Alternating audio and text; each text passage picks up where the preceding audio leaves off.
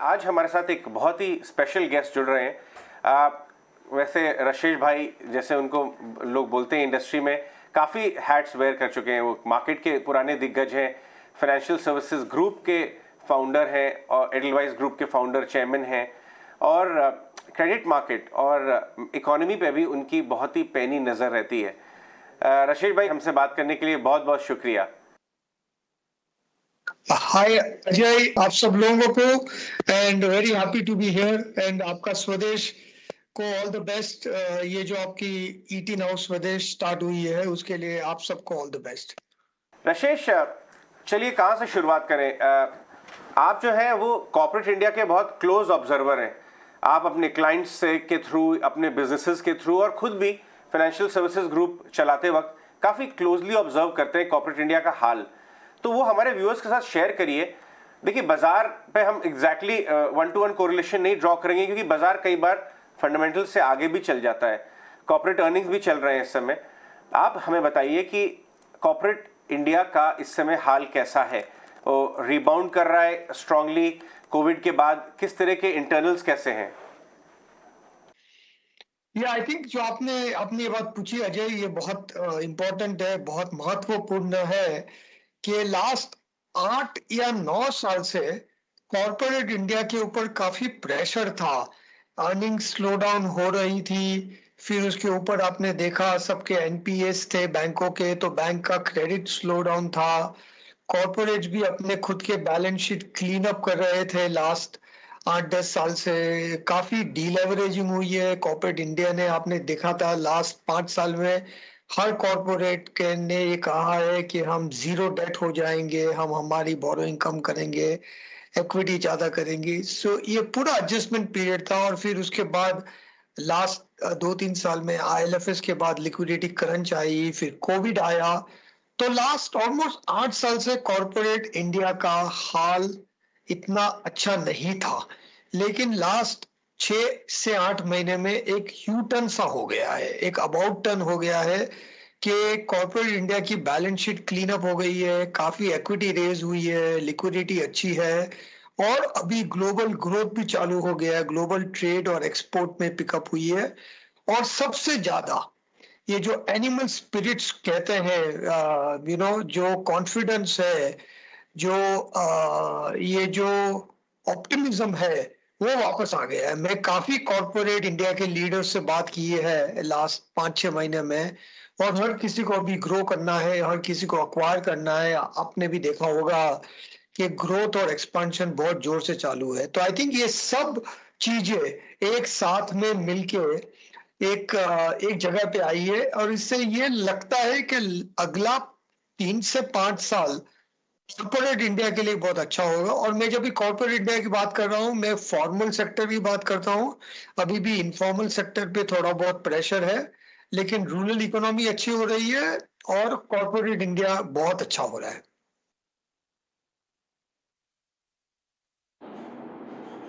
जी रशेष, हाय, Mihir here. आपसे in fact पहले भी जब भी बात हुई है, आप एक चीज़ जो बहुत अच्छी करते हैं, बखूबी करते हैं, वो है इकोनॉमी की जो अर्ली साइंस होती हैं, चाहे वो किसी भी तरह की हो, उसे पकड़ने में। तो इस समय ये जो एक वैक्सीनेशन लेड रिकवरी हम इतनी स्ट्रांग देख रहे हैं भारतीय अर्थतंत्र में, इसमें आपका अब तक का की टेक अवे क्या है? आई थिंक ये जो की टेक अवे है, जो लास्ट कोविड का एक जोर से इम्पैक्ट आया था, इससे कॉर्पोरेट्स ने अपने कॉस्ट काफी कम किए हैं। और एक अच्छा है, ये जो यूएस के को लेके ग्लोबल इकोनॉमी रिबाउंड हो गई है, कमोडिटी प्राइसेस स्टेबलाइज हो गए हैं, और सबसे ज्यादा मोस्ट इम्पोर्टेंट था लास्ट 5 साल में कॉर्पोरेट इंडिया में ने अपनी बैलेंस शीट बहुत क्लीन अप कर दी है। आज कॉर्पोरेट इंडिया की बैलेंस शीट मेरे हिसाब से लास्ट ऑलमोस्ट 14-15 इयर्स के बाद ये इतनी स्ट्रांग हुई है। बोरोइंग कम हो गई है, कॉस्ट एफिशिएंसी ज्यादा आ गई है, इक्विटी रेस हो गई है। तो ऑलमोस्ट आप आपने कहा ये 5-6 साल का क्लीन अप जो है, वो ऑल हैज कम टुगेदर। तो सबसे ज्यादा और कॉन्फिडेंस भी आ गया है, हर किसी को ग्रो करना है। हमने देखा है हर लार्ज ग्रुप है, रिलायंस है, टाटा है, हर किसी के ग्रोथ के एस्पिरेशन है, हर कोई इन्वेस्ट कर रहा है। तो मुझे ये लग रहा है कि ये जो यू टर्न है और ये जो लॉन्ग टर्म साइकिल होती है, जैसे मैंने कहा लास्ट 8 साल से एक ऑलमोस्ट डाउन साइकिल थी, वो 8 साल की डाउन साइकिल अभी यू टर्न हो गई है। और मुझे लगता है कि एटलीस्ट नेक्स्ट 3 से 5 साल तो कॉर्पोरेट के प्रॉफिट एटलीस्ट अबाउट 15 से 18% ग्रो होनी चाहिए। लास्ट 8 साल में कॉर्पोरेट इंडिया की profit has grown only at 3% per annum. So जब भी आपकी economy nominal GDP growth rate 11-12% है और कॉर्पोरेट की अर्निंग सिर्फ 3% से ग्रो हो रही है, तो ऑब्वियसली कॉर्पोरेट में बहुत अंडर परफॉर्मेंस हो रहा है। ये जो अंडर परफॉर्मेंस है अभी इसका कैचअप होगा। तो एक तो ये जो नॉर्मल बिजनेस साइकिल है ये रिवाइव हो गई है, कॉन्फिडेंस वापस है, ग्लोबल ग्रोथ अच्छा है। ऑफ कोर्स कुछ ना कुछ तो इश्यूज होते हैं, तो थोड़ा इन्फ्लेशन का इश्यू है, ऑयल प्राइस ऊपर जा रहा है, वो इश्यू है। क्योंकि मैंने हर टाइम देखा है कि ग्लास कभी फुल नहीं होता है, तो ग्लास थोड़ा आधा फुल होता है आधा खाली होता है। लेकिन अभी ये लग रहा है कि जो सब पैरामीटर्स है इसको देख के इंडियन इकोनॉमी और स्पेशली कॉर्पोरेट इंडिया के अगले 3 से 5 साल बहुत बहुत अच्छे होने चाहिए। ठीक है, बिल्कुल। राशेष, प्रियंका ये बात हम बिल्कुल मैक्रो फ्रंट पे कर रहे हैं, ये सारे ट्रिगर्स हैं ब्रॉडर सेंस पे इंडियन मार्केट्स के लिए। लेकिन अगर हम सेक्टर स्पेसिफिक हो जाएं, हमने देखा पीएसयू स्पेस एक अच्छी खासी अंडर परफॉर्म से अब निकल रहा है, पीएसयू बैंक्स की स्पेसिफिकली अगर हम बात करें तो। और यहाँ पर कई सारे एक्सपर्ट्स बुलिश हैं, आपका क्या व्यू रहेगा? कई सारे ट्रिगर्स हैं यहाँ, इनके कलेक्शंस बेटर हो रहे हैं, मार्जिन्स में सुधार हो रहा है, कंपनियों इंसॉल्वेंसीज से कंपनीज निकल रही हैं, वहाँ पर इनको जाहिर तौर पर रियलाइजेशन बेटर मिलेंगे। कैसे देख रहे हैं आप ये सारे ट्रिगर्स को? एब्सोल्युटली प्रियंका, आई थिंक जो जो हमने देखा है कि पीएसयू के स्टॉक्स थे वो बहुत अंडर वैल्यूड हो गए थे। काफी banks like PSU banks almost half time book पे आ गए थे। और अभी जब इकोनॉमी वापस ग्रो हो रही है तो ऑब्वियसली जो अच्छे कंपनी है, क्वालिटी कंपनीज है, वो तो ग्रो होगी। लेकिन जो अंडर वैल्यूड कंपनीज भी है वो आई थिंक उनमें भी इन्वेस्टर का इंटरेस्ट आ रहा है। और ये जो रैली है, ये जो इम्प्रूवमेंट है, ये ब्रॉड बेस्ड है। प्राइवेट सेक्टर भी है, पब्लिक सेक्टर भी है, एफएमसीजी भी है, बैंक्स भी है, कमोडिटी कंपनियां भी है, स्टील और cement is doing very well. आपने देखा होगा steel companies are doing very well. तो ये जो ब्रॉड बेस्ड रैली है, इसमें ये नहीं है कि एक सेक्टर अच्छा हो रहा है। आपने देखा होगा लास्ट 8 साल में कभी आईटी सेक्टर अच्छा था, तो कभी फार्मा अच्छा था, तो कभी एनबीएफसी अच्छे थे। लेकिन कंसर्टेड जो ब्रॉड बेस होता है कि हर सेक्टर के लिए ऑप्टिमिज्म आ रहा है, वो अब आ रहा है। और आई डू बिलीव कि पीएसयूज में भी काफी क्लीन अप हो गया है, काफी स्ट्रेंथनिंग हो गए, उनके भी बैलेंस शीट बहुत स्ट्रांग हो गए हैं। और ये जो दो किस्म का, आप अगर पीएसयू देखते हैं तो दो मेन पीएसयू होते हैं। एक पीएसयू है बैंक्स में है और एक पीएसयू है जो कमोडिटी लिंक्ड में है, जैसे पावर या स्टील और वो है। तो ये दोनों आई थिंक बैंकों का क्लीन अप ग्रोथ हो गया है। बैंक के लास्ट 8 साल में एनपीएस बहुत थे पीएसयू बैंक्स के, वो सब उन्होंने बहुत प्रोवाइड किया है। प्रियंका आपने जैसा कहा आईबीसी के थ्रू अभी रिकवरीज बहुत हो रही है। लाइक अभी लास्ट 1 महीने में इनको डीएचएफएल की भी बड़ी रिकवरी हुई पीएसयू बैंक्स को। तो ये रिकवरी हो रही है, ये जो हम बोलते हैं फ्लो बैक्स आ रहे हैं। तो पीएसयू बैंक्स की जो एक है क्लस्टर, उसमें अच्छी ऑप्टिमिज्म है। और जो बाकी के पीएसयू है, पावर सेक्टर वाले, स्टील सेक्टर वाले पीएसयूज है, उसमें भी वो इतने अंडर वैल्यूड है और इतना अंडर परफॉर्मेंस हुआ है कि उसमें भी बाउंस आ रहा है और ऑप्टिमिज्म आ रहा है। राशेष, तो क्वेश्चन तो वही उठता है कि अगर सब लार्ज बड़े ग्रुप सारे Tatas, Reliance started the trend कि नेट डेट फ्री हो जाएंगे। अब हम जितने भी कॉर्पोरेट से बात करते हैं चैनल पे, almost everybody is talking about कि भाई हम अपनी बैलेंस शीट और ज़्यादा क्लीन करना चाहते हैं और फ्री कैश फ्लोज को यूज़ करेंगे डेट कम करने में। तो सब लोग अगर कॉर्पोरेट इंडिया डीलेवर करेगा इस ज़बरदस्त तरीके से, तो क्रेडिट ग्रोथ कहाँ से आएगी?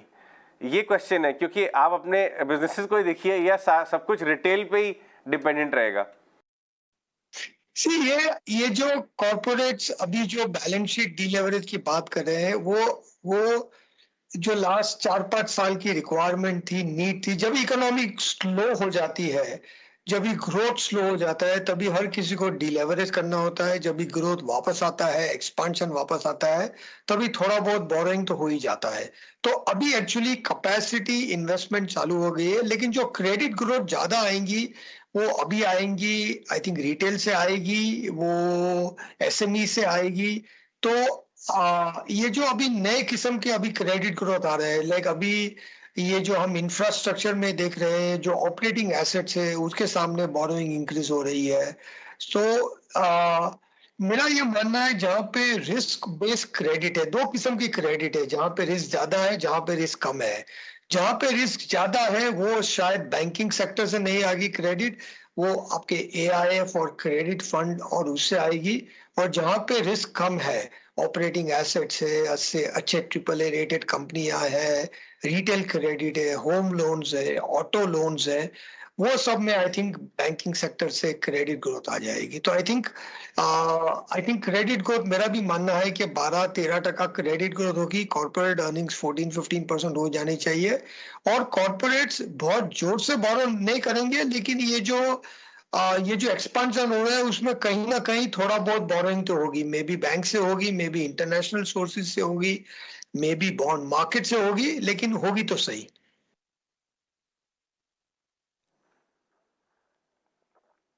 जी रसेश, एक चीज़ जो आप बहुत बखूबी करते हैं और इस पर मैं आपसे जवाब चाहूँगा, वो है you have a very interesting theory कि हर एक कॉर्पोरेट समूह का या फिर हर एक कॉर्पोरेट कंग्लोमरेट का एक दशक आता है जब वो सबसे बेहतर आउट परफॉर्म करते हैं या सबसे बेहतर ग्रो करते हैं, डिलीवर करते हैं। क्योंकि हम ये नए दशक की शुरुआत में हैं और इतनी सारी चीज़ें हो रही हैं, एक तरफ इतने सारे यूनिकॉर्न्स क्रिएट हो रहे हैं, दूसरी तरफ हम देख रहे हैं groups like Tatas, Adanis, Ambanis, they are continuously outperforming और बहुत बड़ा योगदान दे रहे हैं इंडिया स्टोरी में। तो ऐसे 2-3 कोई कॉर्पोरेट समूह या फिर थीम जो आपको बहुत इस समय अच्छे लग रहे हो इस दशक के लिए या फिर आने वाले कुछ समय के लिए? आई थिंक जो कॉर्पोरेट ने लास्ट 5 साल में क्लीन अप किए, लाइक आपने जैसे टाटा का एग्जांपल दिया, क्या था लास्ट 5 साल का थीम था, बैलेंस शीट स्ट्रेंथ करना, बोरोइंग कम करना, इक्विटी रेस करना, कॉस्ट कटिंग करना, वो लास्ट 5 साल का थीम था।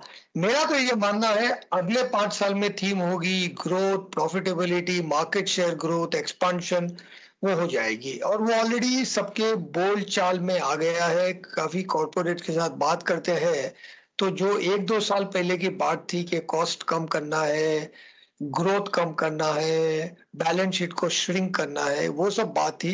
अभी आप देखेंगे कि अभी चालू हुआ है, नेक्स्ट 1 साल में बैलेंस शीट एक्सपेंशन स्टार्ट होगा, profit growth, market share growth, वो सब बात हुई है। और आपने जो यूनिकॉर्न कहा, वो एक तो लीडिंग इंडिकेटर है, because unicorns are about growth, about trying new things, experimenting. तो ये जो रिस्क एपेटाइट है, एक्सपेरिमेंटेशन है, ऑप्टिमिज्म है, ये सब वापस आ रहा है।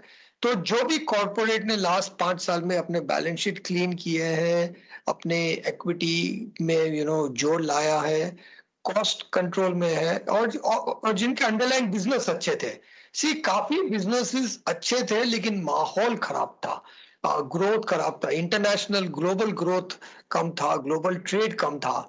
अभी वो सब चेंज हुआ है। तो जो अंडरलाइंग स्ट्रॉन्ग बिजनेस है, तो मेरा तो हर टाइम मानना होता है कि ये हमें ग्रुप नहीं देखना चाहिए, सेक्टर नहीं देखना चाहिए, हमें इंडिविजुअल कंपनी देखनी चाहिए। क्योंकि एक ही ग्रुप में अच्छे कंपनी भी होते हैं, वीक कंपनीज भी होते हैं। जैसे हमने पीएसयू की बात की, काफी बहुत अच्छे क्वालिटी के पीएसयूज भी है। द सेम वे काफी प्राइवेट सेक्टर कंपनियां हैं जिनके बैलेंस शीट अभी भी वीक है, जो अभी भी स्ट्रेच्ड है, जो अभी भी उनके ऑपरेशंस बहुत इनएफिशिएंट है।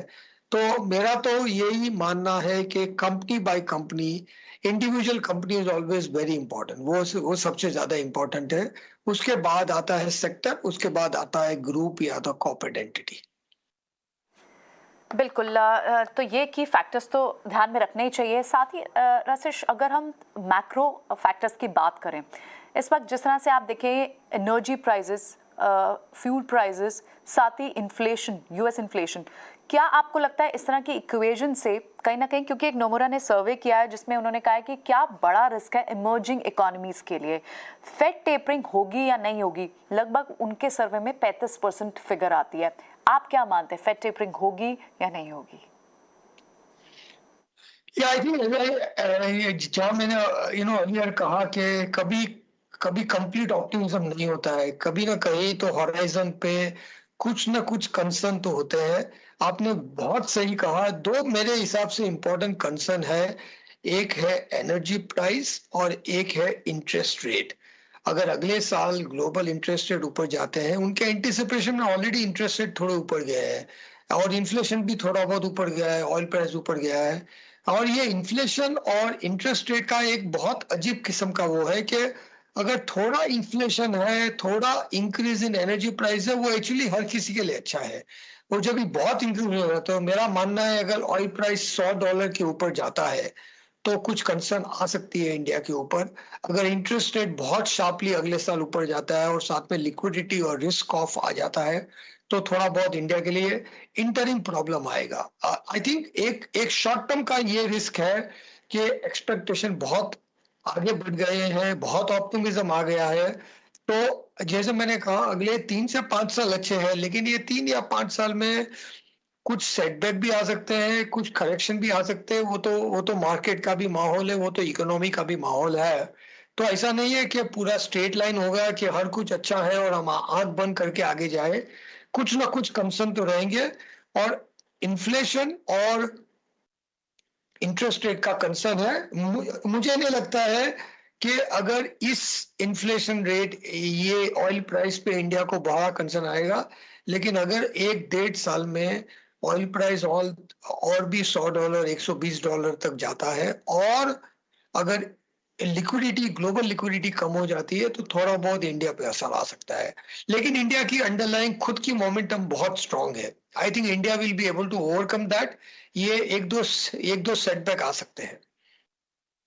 भाई कंग्रेचुलेशंस, इनफैक्ट हमारे सारे व्यूअर्स को, आपको, सारे देशवासियों को एक बहुत बड़ा माइलस्टोन हम लोगों ने अचीव कर लिया है। एज वी स्पीक देखिए, मिशन 100 करोड़ वैक्सीनेशन पूरा हुआ। 100 करोड़ का वैक्सीन हमने एडमिनिस्टर कर दिया है अपने सिटीजन्स में। क्या ज़बरदस्त, मतलब 100 करोड़ इस पूरे मामले में इतना अनफॉर्चुनेट था, कभी सिटीजन्स ने देखा नहीं था ग्लोबली। कोविड जैसा एक महामारी झेली नहीं थी, लेकिन इसमें इंडिया ने अपनी जगह जिस तरह से दिखाई है, इतना बड़ा साइज और शेप है कंट्री का, उसके बाद भी 100 करोड़ वैक्सीनेशंस हमने एडमिनिस्टर किया। न जाने कितने देशों को हमने एक्सपोर्ट किए वैक्सीनेशंस, और हमारे साइंटिस्ट और डॉक्टर्स को क्लियरली एक सैल्यूट है। एक तरफ होम फ्रंट पे का जो ये कैपेबिलिटी है, कभी कभी हम स्टार्टिंग में स्लो होते हैं क्योंकि हम अल्टीमेटली एक डेमोक्रेसी है। डेमोक्रेसी में काफी चीजें एक साथ में आनी चाहिए अगर things have to go forward. लेकिन कहीं ना कहीं इंडिया में things work out and things go forward. और एक बार आ जाता है तो जो इंडिया का स्केल है, इंडिया का जो जो कैपेबिलिटी एक स्केल मैनेज करने की है, जैसे आपने कहा 1 बिलियन वैक्सीन, 100 करोड़ वैक्सीन हमने कर दिए। बहुत लोगों का मानना था कि 100 करोड़ क्रॉस होते होते दिसंबर जनवरी हो जाएगा, हमने अक्टूबर में ही क्रॉस कर दिए है। तो आई थिंक ये एक बहुत बड़ी इंडिया की स्ट्रेंथ है कि इंडिया कभी स्लो एंड स्टेडी होता है, कभी थोड़ा अगर मगर किंतु परंतु होता है, लेकिन एक बार वो फॉरवर्ड मोमेंटम चालू हो जाता है, तभी इंडिया का स्केल, इंडिया की जो कैपेबिलिटी है वो आगे आ जाती है। और आपने इसका बहुत बहुत अच्छा एग्जांपल दिया अभी। मिहिर को भी शामिल करते हैं। मिहिर, आप जो है काफ़ी बड़े बड़े मैक्रो गेस्ट से बात कर रहे थे लास्ट एक हफ्ते में, चाहे वो यहाँ डोमेस्टिक बड़े इकोनॉमिक्स ग्रुप्स हों या फिर इवन IMF गीता गोपीनाथ, और सब लोग इस बात का हवाला दे रहे थे कि इंडिया की रिकवरी में वैक्सीनेशन ड्राइव का बहुत बड़ा रोल है। मिहिर?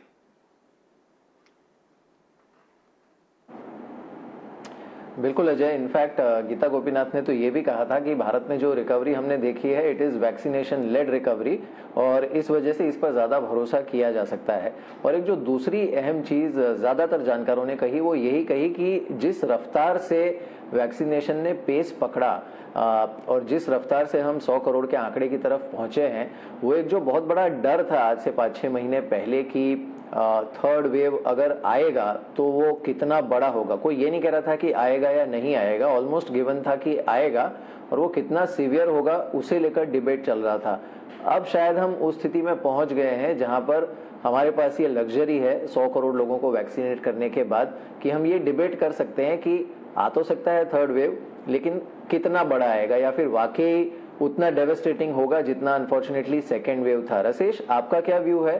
क्योंकि ये एक बहुत बड़ा कंसर्न या फिर ओवरहैंग जो बाकी ट्रिगर्स आपने कहे, ब्याज की दरों में वृद्धि या फिर क्रूड ऑयल की मूवमेंट, उसके साथ साथ ये थर्ड वेव का एक बहुत बड़ा फियर था बाजार में। थर्ड वेव तो अभी आई थिंक उसका रिस्क कम हो गया है। आपने बहुत सही कहा। आई थिंक ये जो 100 करोड़ वैक्सीनेशन है इससे इकोनॉमिक रिकवरी, अभी भी India is not completely 100% back to normal. India अभी भी मेरे हिसाब से 85 to 90% बैक टू नॉर्मल है, तो अभी भी 10 to 15% और भी एक्टिविटी ग्रो हो सकती है। वो भी अच्छा ही है, वो अच्छा न्यूज है, क्योंकि वो तो अभी भी अपॉर्चुनिटी बाकी है।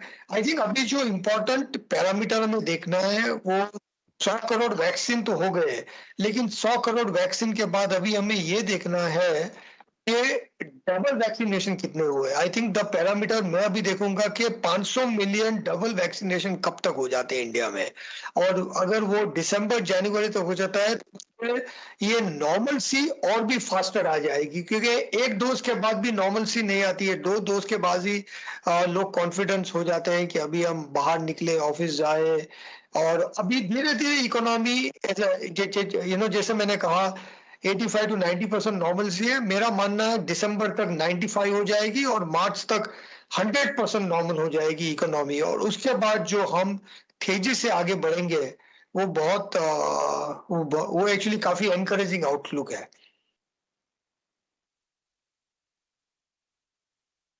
ये इनफैक्ट रसेश आपने बहुत अहम बात छेड़ी कि एक्चुअली फुल्ली वैक्सीनेटेड लोगों की संख्या जितनी तेजी से बढ़ेगी उतनी जल्दी इकोनॉमी 90% से 100% कैपेसिटी पे आ सकती है। लेकिन बाजार थोड़ा जाहिर सी बात है, स्टॉक मार्केट्स जो हैं वो एडवांस में चलते हैं, चीज़ें एडवांस में फैक्टर इन करते हैं, तो जैसे ही वैक्सीनेशन ने रफ्तार पकड़ी इकोनॉमी में वो बाद में रिफ्लेक्ट हुआ, लेकिन मार्केट्स ने पहले ही उसे काफ़ी हद तक फैक्टर इन करना शुरू कर दिया। आपको लगता है कि बाजार थोड़े से they are ahead of its time, थोड़ा सा आगे निकल गए हैं, या फिर वैल्यूएशंस थोड़ी सी स्ट्रेस्ड हैं, या फिर ये जो एक एंटिसिपेटेड और बड़ी स्ट्रॉन्गर रिकवरी आने वाली है उसकी तुलना में ठीक लग रहे हैं वैल्यूएशन पैरामीटर्स पर आपको? मार्केट क्या है? मार्केट एक लॉन्ग टर्म टेलीस्कोप है। जैसे थोड़ा थोड़ा लॉन्ग टर्म में थोड़ा भी चेंज होता है वो immediately on a minute by minute basis market में रिफ्लेक्ट हो जाता है। तो मार्केट लॉन्ग टर्म देखता है, मार्केट लॉन्ग टर्म हाइपोथेसिस देखता है, मार्केट देखते हैं अगले 8 से 8 साल अगर इंडिया के लिए अच्छे है, अगर थोड़ा ऑयल प्राइस ऊपर गया है, थोड़ा इन्फ्लेशन ऊपर गया है, देन मार्केट का आउटलुक चेंज होगा, करेक्शन आएगा, सेटबैक आएगा, ये तो आना ही है। इनफैक्ट अगर लॉन्ग टर्म की तेजी है तो in between periodic setback, periodic correction market को स्ट्रॉन्ग ही करता है, इकोनॉमी को स्ट्रॉन्ग ही करता है। वो कभी हमने अगर पास्ट में भी देखे हैं, मेरा तो 30 इयर्स का एक्सपीरियंस है, कभी कभी बुल मार्केट में भी स्ट्रेट लाइन होती रहता है, और वो टेलीस्कोप की जो व्यू होती है वो कंटिन्यूअसली चेंज होती रहती है मिनट बाय मिनट बेसिस पे। अभी अगर 2003 से 2008 वाले पीरियड से कंपेयर किया जाए रशेश भाई, तो अभी इंडियन इकोनॉमी कहाँ पे है आपकी राय में? मेरे हिसाब से 2003-4 में जो माहौल था वही माहौल वापस आ गया। एक्चुअली आप अगर देखिए अजय, आपने बहुत इंपॉर्टेंट बात की कि आपने देखा होगा 98 to 2002 तक इकोनॉमी काफी खराब थी उस टाइम पे। उस टाइम पे भी एनबीएफसी का लिक्विडिटी क्रंच था, बैंकों के एनपीए बहुत हो गए थे, real estate market slow down हो गया था, गवर्नमेंट फाइनेंशियल स्ट्रेस थी, उस टाइम भी गवर्नमेंट ने प्राइवेटाइजेशन स्टार्ट किया था। आपको मालूम होगा 2001-2 में हिंदुस्तान जिंक और वो सब उन्होंने प्राइवेटाइज किए थे उस टाइम पे। तो ऑलमोस्ट सेम स्टोरी रिपीट हो रही है। जो 98 और 2003 का 5 साल का था, वही अभी 95 फ्रॉम 2016 2021 हुआ है। तो मुझे ये लग रहा है कि 2003-4 में जो उस टाइम पे भी आईपीओस काफी अच्छे आ रहे थे, आईपीओ में ओवर सब्सक्रिप्शन हो रहा था, वो ऑप्टिमिज्म आ रहा था, और हम लोग ये आई थिंक उसी स्टेज पे, I would say early 2000 is the comparison. और आपने बहुत सही कहा, 2004 से 2008 ग्लोबल ट्रेड अच्छा हुआ, इंडियन इकोनॉमी में ग्रोथ आई, कॉर्पोरेट बैलेंस शीट एक्सपेंड हुई, लेकिन उसमें भी कुछ एक्सेस भी हो गया, कुछ ओवर रीचिंग भी हो गई। तो वो तो होना ही है, वो तो आई थिंक उसी की वजह से इकोनॉमिक साइकिल होती है, उसी की वजह से बिजनेस साइकिल होती है। लेकिन अभी नेक्स्ट 3-5 साल के लिए अच्छा लग रहा है। लेकिन ये जो इन्वेस्टर्स को ये ध्यान में रखना चाहिए कि अच्छा लग रहा है मतलब ऐसा नहीं है कि सब कुछ हर मिनट बाय मिनट अच्छा रहेगा। करेक्शन आएंगे, सेटबैक आएंगे, थोड़ा बहुत जो ऑप्टिमिज्म है वो भी कम होएगा, थोड़ा क्वेश्चनिंग भी होगा कि इंडिया स्टोरी करेक्ट है। अगर आपने 2003 से 8 की बात की, तो उसमें भी 2006 में एक बड़ा करेक्शन आया था, 2007 में एक बड़ा करेक्शन आया था। तो हर साल में एक दो करेक्शन भी आएंगे, एक दो क्वेश्चनिंग फेज भी आएंगे, और उससे ही मार्केट और इकोनॉमी स्ट्रांग हो जाएगी। चलिए, ये आज इन सारे मैटर्स पर हमसे बात करने के लिए, मार्केट पर चर्चा करने के लिए राशेष बहुत बहुत शुक्रिया आपका।